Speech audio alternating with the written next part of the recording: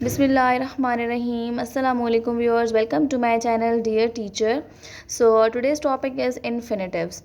In our previous video, we have discussed about finite and non-finite verbs. So infinitive is the further subdivision of non-finite verbs. So let's begin our topic, infinitives. So what are infinitives? These are the words with to and root form. यानी कि ये वो words हैं जिनके साथ हम to लगाते हैं और रूट फॉर्म लगाते हैं। रूट फॉर्म को हम फर्स्ट फॉर्म भी कहते हैं और रूट फॉर्म को हम बेस फॉर्म भी कहते हैं। It may function as a subject, as an object, as an adverb and as an adjective. अब जो इन्फिनेटिव है ये एज अ सब्जेक्ट भी एक्ट कर सकते हैं सेंटेंस में, एज एन ऑब्जेक्ट भी एक्ट कर सकते हैं, एज एन एडवर्ब भी एक्ट कर सकते हैं and also act as an adjective. यानी जो इन्फिनेटिव्स हैं हमारे पास किसी भी सेंटेंस में, इन सब तरह से वो काम कर सकते हैं। अभी प्रैक्टिकली देखते हैं, एग्जांपल्स के थ्रू समझने की कोशिश करते हैं कि किस तरह से इन्फिनेटिव्स वर्क करते हैं। फर्स्ट एग्जांपल है हमारे पास, to surrender is to admit defeat.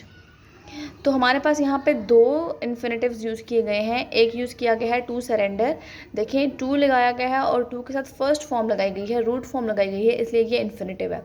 एक ये इन्फिनेटिव है और एक ये इन्फिनेटिव है टू एडमिट। तो यहाँ पे हम देख सकते हैं, बिल्कुल क्लियर है कि to surrender as a subject use हुआ है और यहाँ पे जो टू एडमिट है एज एन ऑब्जेक्ट यूज़ हुआ है। तो जब किसी भी सेंटेंस में infinitive as a subject use होगा या एज एन ऑब्जेक्ट यूज़ होगा तो उसको हम नाउन कह सकते हैं। उन इन्फिनेटिव्स को हम नाउन का नाम दे सकते हैं। नेक्स्ट एग्जांपल है हमारे पास, the restless boy needs something to keep him occupied.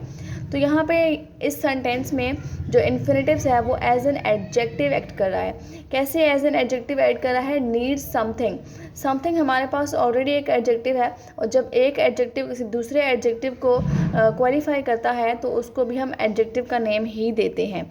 तो इसलिए टू कीप यहाँ पर समथिंग को की मीनिंग को क्वालिफाई कर रहा है, तो इसलिए यहाँ पर ये एज एन एडजेक्टिव यूज़ हुआ है। नेक्स्ट एग्जाम्पल देखते हैं हम, I only came to help. इस सेंटेंस में infinitive as an adverb use हुआ है। एडवर्ब कैसे यूज़ हुआ है? क्योंकि टू हेल्प हमारे पास इन्फिनेटिव था, टू हेल्प केम के मीनिंग को क्वालिफाई कर रहा है, यानी केम के मीनिंग को मज़ीद बढ़ा रहा है। इसलिए यहाँ पर केम हमारे पास वर्ब था, तो जो वर्ब की मीनिंग को इन्हांस करे तो हमारे पास वो एडवर्ब हो जाता है। इट मीन्स कि टू हेल्प जो इन्फिनेटिव है यहाँ पर वो एज एन एडवर्ब यूज़ हुआ है। नेक्स्ट देखते हैं हम क्या लिखा है, sometimes we do not use to with infinitives. For example, अच्छा कुछ दफ़ा ऐसा होता है कि इन्फिनेटिव्स के साथ हम टू यूज़ नहीं करते।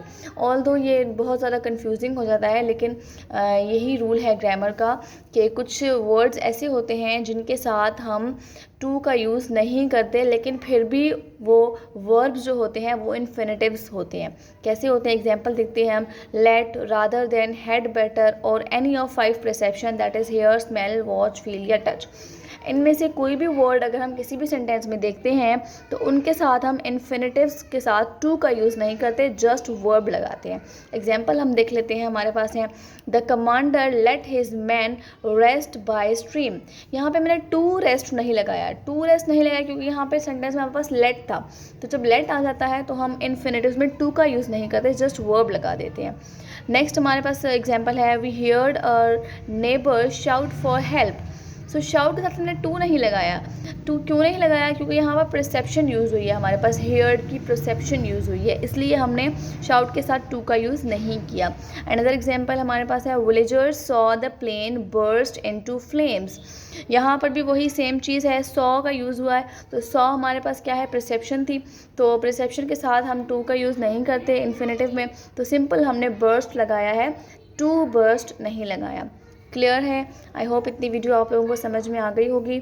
सो keep sharing and subscribe my channel. अल्लाह हाफिज़।